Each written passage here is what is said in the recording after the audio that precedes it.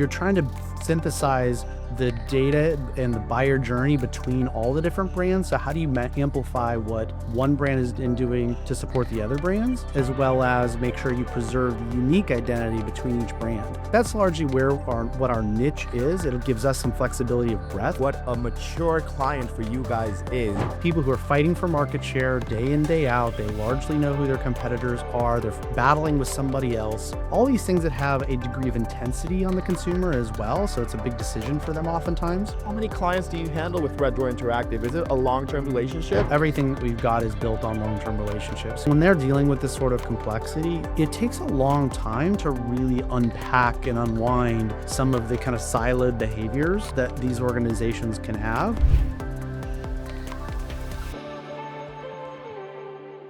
Hey everybody, welcome to the show. My name is Andres Figueira, and I'm going to be your host for the day. This show is brought to you by the Global Talent Company, helping fast-growing teams hire exceptional remote talent from Argentina, South Africa, and beyond. We connect companies with world-class professionals who bring skill, reliability, and a global perspective to every role. And just for our listeners, we're offering an exclusive 10% discount on your first hire. All you need to do is visit globaltalent.co, click Start Hiring, and mention the podcast listener discount when we reach out. And today with me here, I am speaking with Reid Carr, CEO and Executive Creative Director at Red Door Interactive, an integrated marketing agency that combines time-tested strategy with creative agility to tackle complex marketing challenges. So with that said, Reid, it's a pleasure to have you on the show. How are you doing? Oh, it's great. Happy to be here. I'm doing great. Happy it's starting to be summertime here in San Diego. And Reid, just so that we can hit the ground running and get the audience a bit more in context, would you be able to tell us a bit more of your background, how you came to be CEO and Executive Creative Director at Red Door, and what Red Door Interactive is in your own words? Yeah. So I started my career in advertising day one. Worked at an agency in LA called Chiat. And then pretty quickly turned into starting my own agency. I wanted to live in San Diego. And I've been doing this for 25 years. I saw the opportunity for kind of as the web was starting to take off, the opportunity to integrate brand and what now is called performance marketing. But at that time, it was all sorts of different marketing channels and very uncohesive strategies that were out there. So we founded Red Door in that spirit of kind of integrating the marketing that we can do. And since over these 25 years, we've evolved into this integrated agency, focus on mature brands and mature categories with complex marketing journeys, buyer journeys, and complex marketing structures. So we've got kind of a niche within a fairly broad segment of the population.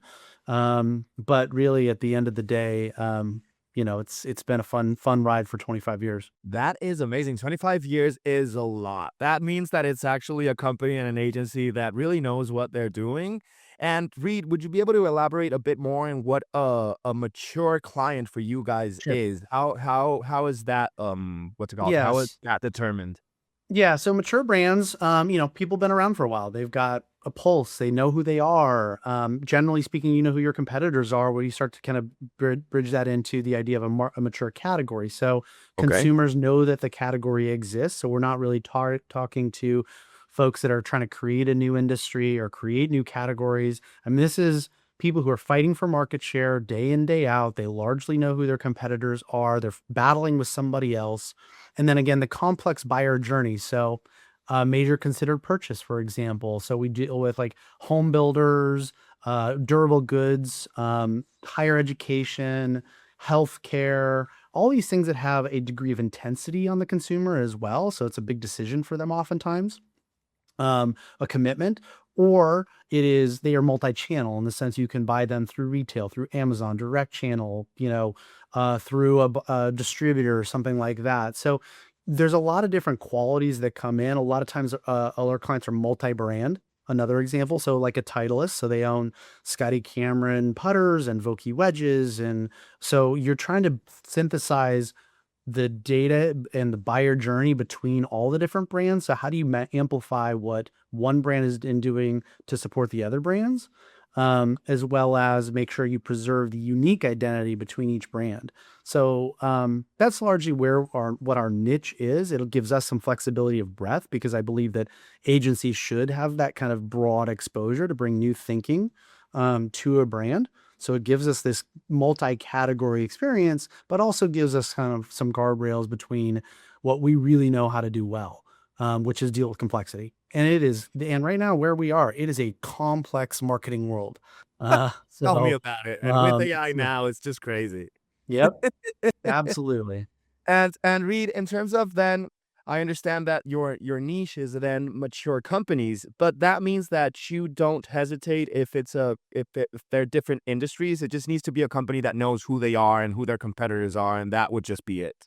Yeah, that pretty much that between that dimension of it, as well as then that complexity of the strategy, the channels that they operate in, and the Okay. complex environment internally. So, which means oftentimes they're larger companies because, yeah, they've got many different stakeholders that have their different opinions and their different priorities. I mean, you think about, for example, like higher ed or healthcare, you've got, the business school and philosophy degree and English, they Okay. want to drive students into their individual departments. But as an organization, they have to prioritize. You have to decide who's going to get what benefit and revenue and contribution and all that. So trying to keep all that in alignment and play the political game that can happen inside large organizations. Again, I think we know how to do that pretty well. Wow, okay, I understand. And this is a very different agency to the ones that I have spoken to. So this is very cool. And Reid, in terms of where you take your clients from, are you guys just looking for people within the United States? Are you an international and global organization that can work with people from other places? How is that going for you guys? So we largely focus on clients who are focused on selling here in the US. So we have clients from Japan and Mexico and stuff, but they're, again, that with larger organizations, they're usually pretty distributed workforces to begin with. But again, most of the time our audiences are at least in North America, and pretty predominantly in the US. How are you able to gain the profile of client that you are looking for? Is there a certain way that you're marketing what Red Door Interactive does? Is it more of an organic way that you're reaching these people and getting these deals, or how does that go? So we're pretty focused again. I mean, because we understand who we work really well with. There's a few dynamics at play. One is we have non-compete, so we can't work, for example, with other golf brands. We work with Titleist. We don't work with the other brands. So it starts to ice out certain categories, but it also illuminates other categories where you can borrow that experience. So, for example, you could say, "Hey, we're working in golf, but now we could go work in other like sports or something like that." So, sporting goods, sports and active lifestyle. So then we can look within a category and say, "Hey, here are some really good brands that they're mature. They've been, there's a lot of brands that have been around since the, early 1900s, for example, right? And doing great stuff. And we're like, hey, these ones are really good setup for us. And so then we're do whatever we can to use the experience we have, convince them, say, hey, we work on this client that their strategies look a lot like your strategies. So we'd love to work with you on that. So we're pretty targeted by vertical. So we'll say, hey, you look at our portfolio and we would say, here, we can't work on these, but that experience works really well in something comparable. Okay. And so then we'll go down that pathway that way. So it's pretty one-to-one in that case, because again, we know where we fit really well with. Oh, And then we put on a lot of events and stuff like that to make sure we're like always out there, having conversations with these folks. Cause I always believe that the more that we can give people and give people that, perspective that we have, at some point they're going to say, you know what? I value that perspective. I've heard a lot of good stuff from you, and hey, we'll give you a shot. okay, I understand. So it's more of like this old school organic public relations that you're creating, and also scouting out companies that you feel that you can extrapolate the understanding of the other ones you've worked with, Yep. and then be able to reach out with a proper plan or a pitch that they would actually like. I understand. I understand. And Yep. currently, how many clients do you handle with Red Door Interactive? Is it a long-term relationship, or is it like a more of like a contractor deal with you guys? No, they're all long-term relationships. So, we've got, clients that we've had for 20 years. And so, it's so about 30 clients. That's about what we feels about right. And those clients, we've got one client that is right there at about 20 years, a little over 20 years, a couple of them, 15, 10 years. So everything that we've got is built on long-term relationships. Cause again, when they're dealing with this sort of complexity, it takes a long time to really unpack and unwind some of the kind of siloed behaviors that these organizations can have and start to integrate for example, the data strategy and the customer journey and the way that we're going to architect the things that do and don't matter within their overall marketing strategy. Because most organizations have grown up in that world, particularly if they've been around for a while, very like tacking on a new tactic and tacking on a new tactic because they've been around for a while. So as social media came up, they said, hey, we need someone to handle our social. As SEO or search engines became something, they hire another person. So it just naturally has become this really fragmented strategy because they felt like they needed to address that at a tactical level. And so now we take years to try to unpack that and go, look, this channel matters in this way to you or doesn't matter in certain ways. And how do we get them to amplify not just performance marketing, which is oftentimes where people go, hey, yes, search is driving all these results. But if they don't pay attention to top of funnel tactics like brand and awareness, they can start to kind of fall down into some kind of middling territory among all the other brands they're competing with. Okay, okay. So it's like it's helping them understand that when they provide a quick solution to a trend or something they saw, then there's a better way to make it all more cohesive as a whole brand that your clients are, and that way you can add value. Understood. Understood. Exactly. I mean, threading that stuff together, it's, you can see, I've seen it enough times. You can see how it got there, right? I mean, they go, oh, all of a sudden, social media is a thing. And they start to try to do their best job with that one thing. And they don't necessarily see how social influences search or paid or, how you can amplify what they are doing in organic by doing paid, stuff like that. Okay, yeah, I feel like it's a lot of detective work on your Mhm. side. Oh, absolutely. Detective work that it also includes figuring out internally, like who the stakeholders are, what do they care about, and how do we get them to collaborate and change up like processes? Because man, another one that's really common is the isolation between marketing and maybe direct channel, for example. So they've got someone who just manages the website, and so they're doing things unique to that channel that is not maybe in accordance to what the overarching brand really needs to convey in the marketplace. And so you really kind of get people who are battling each other, and they don't mean to be. And how have you felt the receptivity of those clients that you take on? Are they excited and open to the changes that you propose, or is there a certain amount of pushback from the different departments that you might talk to and how you try to make them all work together?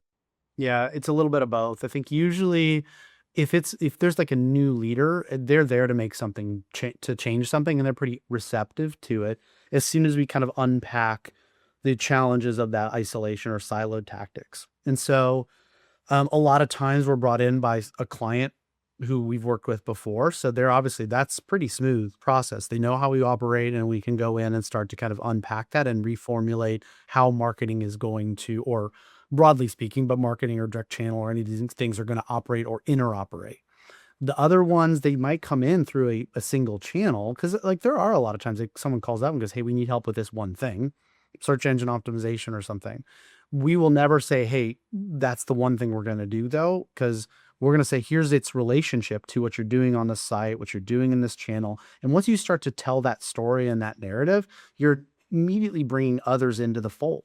They're all of a sudden the person who is responsible for, organic social on their team is being brought into a discussion around search.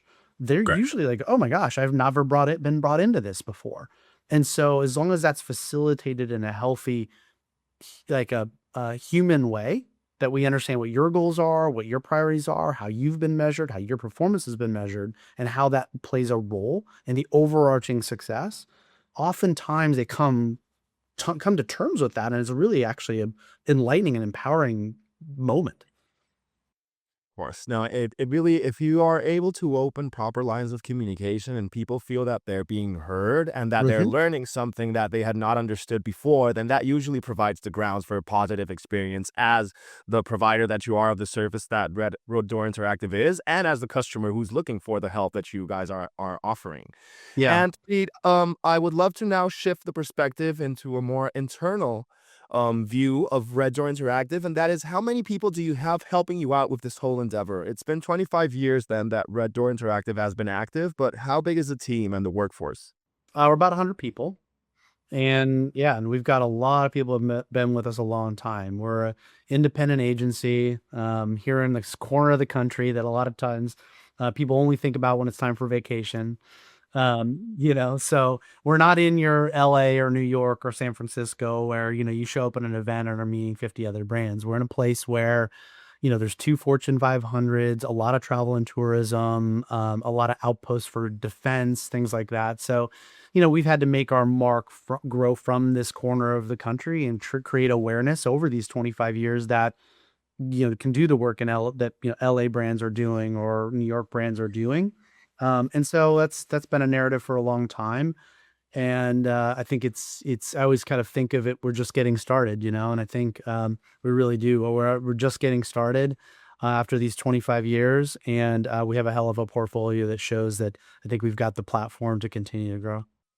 I love that you're just getting started after 25 years because that means you're here for the long haul. Oh yeah. Yeah, it's And fun, man. I wouldn't pick another career. This is fantastic. I get to see, the really intimate details of one brand after another, and then take these ideas, inspiring ideas, and bring them over to new industries and new places and see them flourish. And so, I think and do this in a place that I love. I absolutely love being here in San Diego.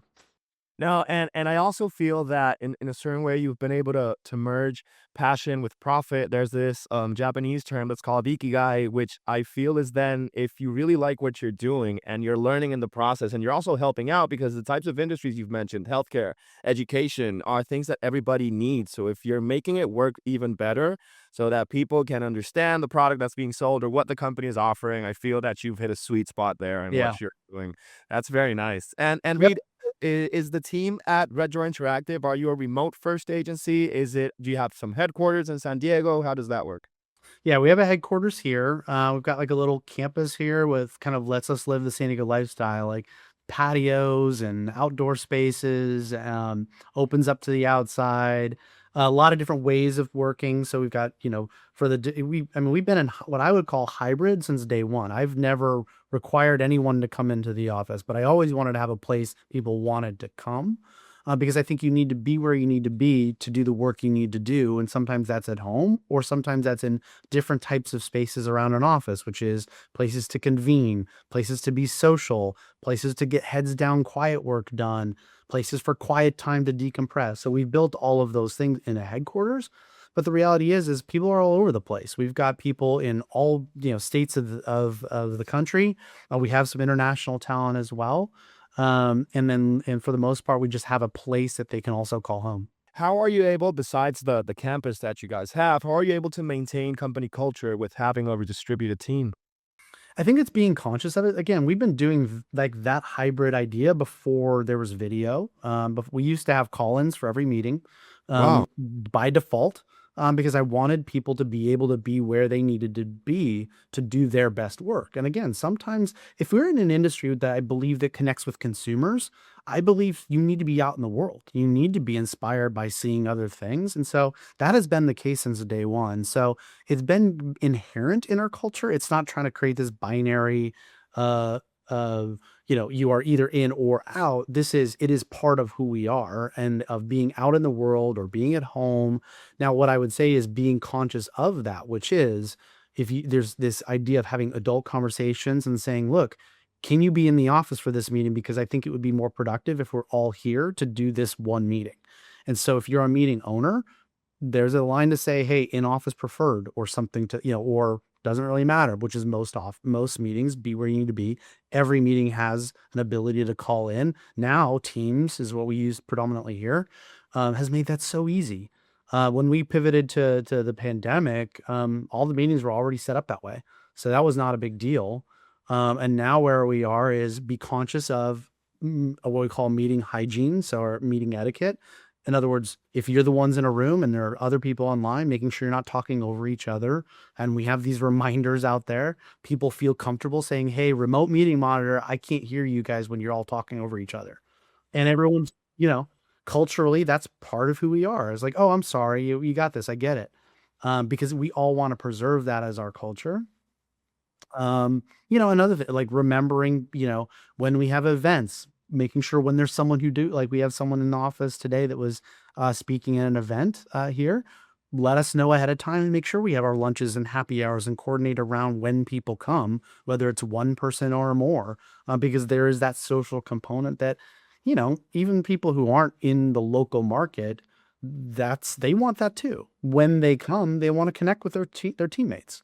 And That's true. so, And yeah. it's making them feel like they're really a part of something. Yep. Because if not, it can be a little bit ostracizing, like you would feel off and not really a part of the team. So I really value how you look at it and provide that space so that they can actually speak up and have their voice heard, which I feel is something so important, and more so when it's a hybrid or remote model of work. Yeah. And part of our culture, I mean, the essence of our culture is this idea of being supportive, and so it really what that takes into consideration is everyone has to be thinking about the people around them first. And Okay. so, for example, like, look, if you've got, our interns starting over the summer, the people who are managing those interns, the interns want to be in the office. If you're managing them, they're saying, hey, I need to be in the office this summer because I know they want to be in the office this summer. I'm thinking of them first, and I'm going to have to adjust my schedule to make sure I'm providing them the best possible experience.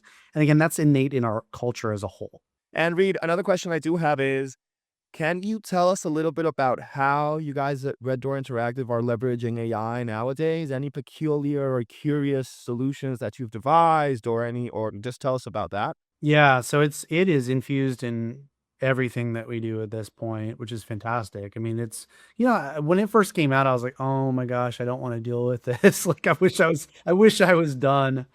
But once I came to terms with I'm not done and let's figure out how to put this into use, we've come up with some pretty novel and exciting things. I mean, it has empowered a lot of stuff. If we think about it as I was saying kind of in three different dimensions: better, faster, cheaper.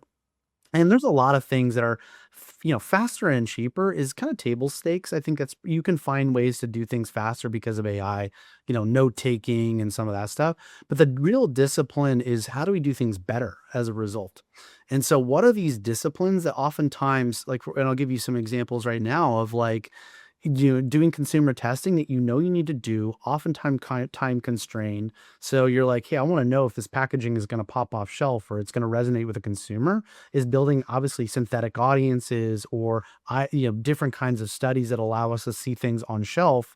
And we built some novel tools to do it. That's not just like basic, but things that will let us go, hey, I can run this through real quick and go, you know what? That's while it's not an actual consumer and we realize that, but directionally it illuminates something. You're like, oh, you know what? I didn't see it before, but now I see it and I can make some adjustments and fine tuning that give us within that time frame. So certainly there's the faster component, but it's going to make the work better because we wouldn't have done it before because without that, either the time or the expense of it, that was limiting. It was a limiting factor. We've built a product called Market Mirror that allows us, it is around synthetic audiences because we always had a barrier to certain categories of clients, healthcare, anyone selling to like a C-suite or high income folks who aren't going to take a survey. So allowing when we always tell our clients, or clients always say, we're customer obsessed. I mean, how often do we hear that? Is if you're really customer obsessed, how often do you talk to your customer? And there are certain brands out there in this world that really have a hard time doing that with any kind of frequency if they don't have a retail location or something like that. So we built some tools to help clients have those dialogues. We built tools that have them allow them to pull kind of ad hoc requests out of, for example, data. So we Okay. built a tool that allows them to have, a conversation with their data. Whereas, our analysts weren't like, hey, they're doing their reports, they're doing their analysis, and they just wanted to know how traffic was yesterday on the site. That's interruptive of someone trying to do deep work. So gave them a tool and they can go ask that of an AI agent that will come back and say, here it is, and give them the ability to pull any kind of information that they need out of it. It's not going to do the same quality of deep analysis that our team will do, but it'll give them satisfy some of those ad hoc stuff that Of honestly course. was just nobody really wanted to deal with. So, I mean, there's a ton of those different ways, whether it's in the creative team, on research, obviously developers using it. So it's everywhere at this point. I mean, we built a skill too. I mean, PowerPoint presentations and dropping them into templates. now we built a skill that allows people to do it, because people like that part formatting is painful. No, I understand what you mean, and I love how you're describing the solutions you've been able to provide to your clients because it's just something that upgrades the quality of life that they may have with you as a partner, and it just makes it easier without having to go through a bureaucratic process of getting the approval to have this person look into what they want and then disturb them from the actual job they should be doing. And I feel that's what AI has come here to do. If you're able, as you mentioned it, make it better, faster, and cheaper, then it's just like a no-brainer. Yep. But with that said, Reid, just wanted to mention that we're almost reaching the end of the show, but I do have one more question for you, and that is, as the CEO for Red Door Interactive, what are your plans and what would you like to have accomplished towards the end of 2026? I think through 26, I think we're trying to really focus on, for a lot of our clients, is reframing their brand or the way they think about their brands, in this new world of LLMs, and the way that people are now in the world of discovery. And I think, I think there's a lot of stuff that people are saying negative about, LLMs and what their role is. But on some level, I actually think it's going to force brands to better consider their customer and who exactly they're perfect for, and continue to improve their products wrapped around those ideal customers and servicing them the best that they can. And the reason I say that is because LLMs are largely built on who you are. The more information you feed it, it learns about who you are. And I think a lot of people are forgetting that it's about that. And then it's not, they're trying to push this like result, like how do I show up in everybody's result? And I think that the reality is what you search for and what I search for, even if we're in the exact same spot, we're going to get different things, largely because we are different people with different priorities and different interests. And so if we can get brands to better articulate who they're for and understand that and organize their businesses around that, then I think we're going to amplify what their opportunities are in LLMs or in retail or whatever those things may be. So I think we're in this weird and really interesting area of rethinking brand across the board. So we're doing a lot of that work right now. And I hope by the end of this year, we've got every one of our clients thinking that way, of going, how do I make sure I am truly customer obsessed and I truly understand who my customer is, and I don't try to appeal to everyone. I do understand where my opportunities are because of whatever their unique attributes are. And because of that, they will surface to the people who should buy their products, and can stop kind of trying to meander and kind of coax people into their fold that maybe aren't right for them. Okay, well, first of all, I had not thought about it in that way that you're mentioning because everything I hear is exactly the fact that they just want to be everywhere all at once and make sure that they appear in that Google search and AIO, that the LLM pulls them up first, and that's why people are going to find them. But looking at it from your perspective, it actually makes it a lot more of an efficient process instead of trying to just cut through this whole static that every day is just increasing. So with the experience that Red Door has of 25 years already in the market, with you heading them and just making sure you direct them in the way that you are, I'm certain that you'll be able to reach those goals, Reid. So with that said, man, it has been a pleasure speaking here on the show with you. Really appreciate you taking the time to do this with us. And yeah, man, just wanted to say thanks for your time. You got it, man. Really great talking to you here. Likewise. And to anybody who is here listening to us, we really appreciate you as well for hopping on these shows with us and hearing about all the different personalities that we're bringing on and all the different industries that we are talking to. So with that said, have a good one.